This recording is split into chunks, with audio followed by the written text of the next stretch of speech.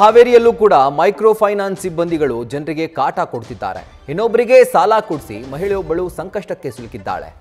ಹಾನಗಲ್ ತಾಲೂಕಿನ ಕೊಪ್ಪರಸಿಕೊಪ್ಪದ ಸಾವಿತ್ರಮ್ಮ ಸಂಬಂಧಿಯೊಬ್ಬರಿಗೆ ಸಾಲವನ್ನ ಕೊಡಿಸಿದ್ರು. ಸಂಬಂಧಿಕರು ಸಾಲದ ಕಂತನ್ನು ಕಟ್ಟಿಲ್ಲ.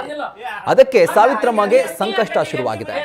ಸಾವಿತ್ರಮ್ಮ ಮನೆಗೆ ಬಂದು ಮೈಕ್ರೋ ಫೈನಾನ್ಸ್ ಸಿಬ್ಬಂದಿ ಹಣ ಕಟ್ಟಬೇಕು ಅಂತ ಹೇಳಿ ಕಿರುಕುಳ ಕೊಟ್ಟಿದ್ದಾರೆ. ಇದರಿಂದ ಬೇಸತ್ತಂತಹ ಸಾವಿತ್ರಮ್ಮ ಸಂಬಂಧಿಕರ ಮನೆಯಲ್ಲಿ ಆಶ್ರಯ ಪಡೆದಿದ್ದಾರೆ. ಅಲ್ಲಿಗೂ ಕೂಡ ಇವರು ಎಂಟ್ರಿ ಕೊಟ್ಟು ಟಾರ್ಚರ್ ಅನ್ನ ಕೊಟ್ಟಿದ್ದಾರೆ.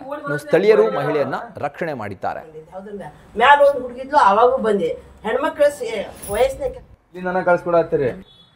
ಅಕ್ಕರ ನೀವು ನಿಮ್ಮ ಮನಿ ಕೊಪ್ಪರಸಿಕೊಪ್ಪ ಮನಿಗೆ ಬಿಟ್ಟು ಎದಕ್ ಬಂದ್ರಿ ಇಲ್ಲಿ ಈ ರೂಮ್ನಾಗ ಯಾಕ್ರಿ ಅಂತ ಹೇಳಿ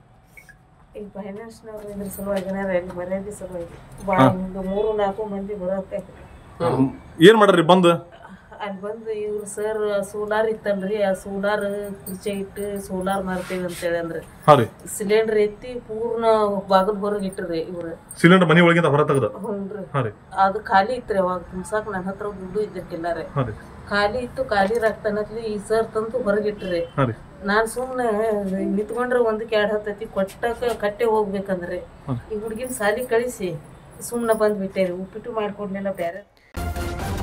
ನ್ಯೂಸ್ ಫಸ್ಟ್ ನಿರ್ಭೀತಿಯಿಂದ ನಿಮ್ಮ ಪರವಾಗಿ.